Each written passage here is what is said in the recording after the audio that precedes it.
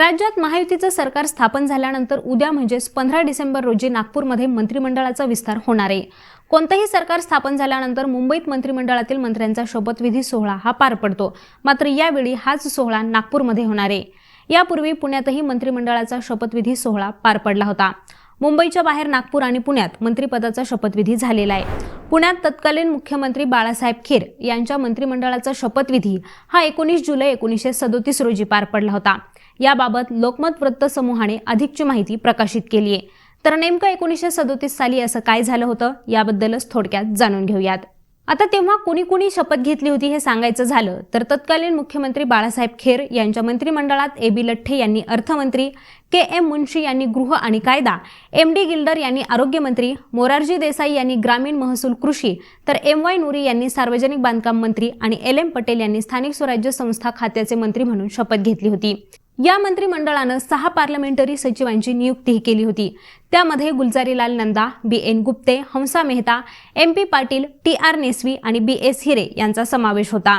ब्रिटिशांनी 1935 साली कायद्यात काही सुधारणा केल्या होत्या आणि त्यानुसारच प्रांतांना काही अंशी स्वायत्तता बहाल करण्यात आली होती। 1937 मध्ये मुंबई प्रांतात विधानसभा आणि विधान परिषद अशी 2 सभागृह अस्तित्वात आली। बॉम्बे प्रेसिडेन्सी किंवा बॉम्बे प्रांत हा ब्रिटिश भारताचा एक प्रशासकीय उपविभाग होता। या प्रांताची राजधानी ही मुंबई होती। याच प्रांतात वर्तमानातील गुजरात, महाराष्ट्राचा पश्चिम भाग, वायव्य कर्नाटक, सिंध प्रांत आणि येमेन मधील एडन या प्रदेशांचा समावेश होता। ब्रिटिश राजवटीत पुण्याला बॉम्बे प्रेसिडेन्सीची पावसाळी राजधानी बनवण्यात आलं होतं।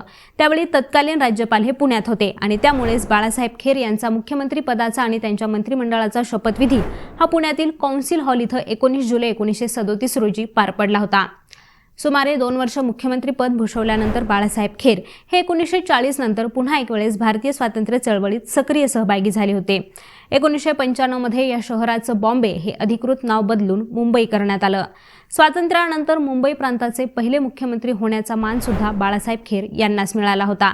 त्यानंतर 1952 सालापर्यंत ते मुंबई प्रांताचे मुख्यमंत्री राहिलेत आणि याच काळात ते शिक्षण मंत्री सुद्धा होते। आता थोडी अधिकची माहिती द्यायची झाली तर पुण्यातील कौन्सिल हॉलची निर्मिती ही 1870 साली इंग्रजांकडून करण्यात आली आहे।